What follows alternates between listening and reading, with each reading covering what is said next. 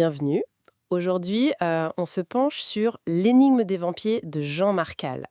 Bonjour, oui, un texte assez riche. Tout à fait. L'idée, c'est vraiment d'essayer de comprendre ce mythe au-delà de ce qu'on voit au cinéma, n'est-ce pas? Parce que ce livre de Marcal, notre source, il nous emmène un peu ailleurs.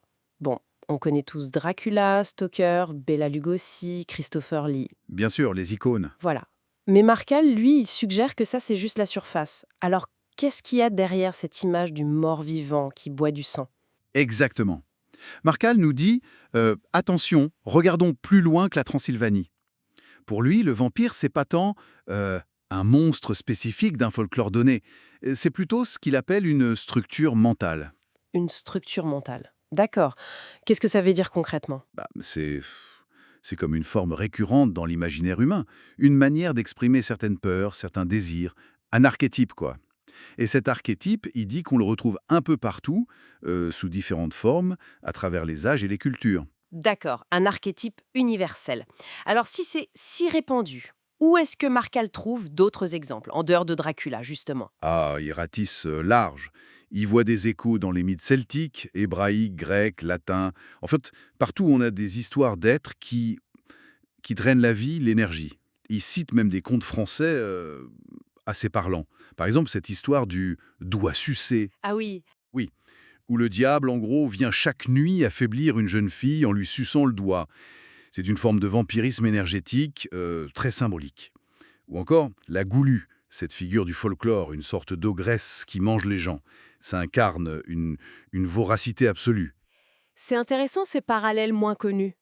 Mais il fait aussi des distinctions importantes, Marcal, hein, c'est ça. Je pense aux figures historiques qu'on associe parfois aux vampires. Tout à fait. Et c'est crucial pour bien saisir sa pensée. Il sépare très nettement le vampire du mythe et des personnages historiques comme Gilles de Reste, par exemple. Gilles de Retz, oui. Pour Marcal, Reste, c'était un criminel, un sadique. Ses motivations étaient bien réelles, terribles, mais pas surnaturelles au sens propre. Et la comtesse Pathory? Alors, Báthory, c'est un peu différent. Son histoire, euh, si elle est vraie, de se baigner dans le sang pour rester jeune, ça la rapproche symboliquement du mythe. Cette quête de vitalité volée, quoi. Hmm.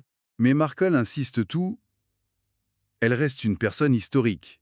Une meurtrière, sans doute pathologique, mais pas un mort-vivant. Pas le vampire du folklore ou de la littérature. Et cette distinction, ça lui permet d'isoler ce qu'il considère être le cœur du mythe. D'accord. Donc, en mettant de côté ces cas historiques, on se concentre sur le mythe lui-même. Et là, il part d'un concept qui vient des traditions occultes bretonnes, notamment le corps sans âme. Oui, exactement. Le corps sans âme.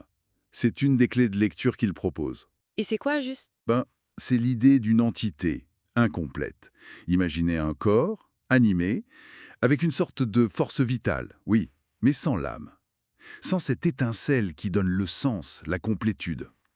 Cet être, il serait condamné à errer, poussé par un manque, un vide fondamental. Et pour Marcal, c'est ça, le vrai moteur du vampire. Pas juste la soif de sang pour le sang, Ah, d'accord. c'est plutôt la quête désespérée pour combler ce vide, pour voler l'énergie vitale des autres, symbolisée par le sang, parce qu'elle lui manque à lui. Ça déplace le problème, on n'est plus juste dans l'horreur, mais dans une sorte d'angoisse métaphysique. Un être en quête de complétude. Oui, ça change la vision des Et, choses. et Marcal va encore plus loin, il fait des liens avec l'amour. Ça paraît un peu surprenant, non? Oui, c'est un des parallèles les plus audacieux, on peut dire. Il suggère que certaines relations amoureuses, très passionnelles, très fusionnelles, peuvent ressembler à une forme de vampirisme. Comment ça? Pas au sens littéral, évidemment, mais dans l'échange d'énergie vitale.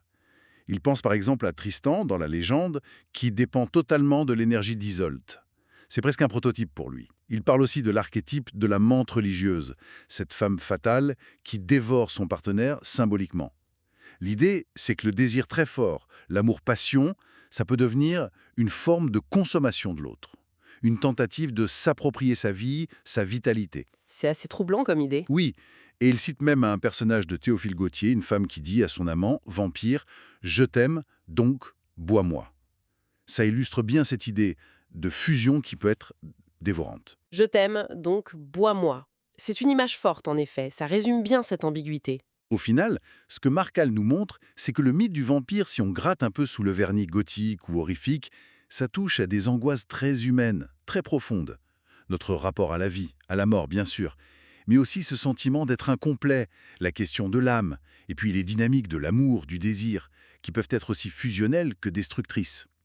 Le sang, symbole de la vie, et le vampire qui incarne cette quête désespérée, parfois terrible, de vitalité. Et peut-être une dernière pensée pour conclure notre discussion.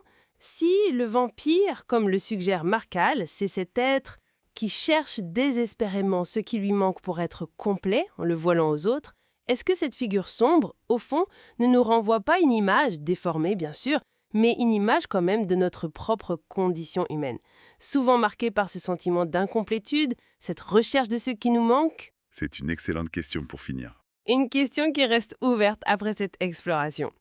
Merci beaucoup de nous avoir écoutés.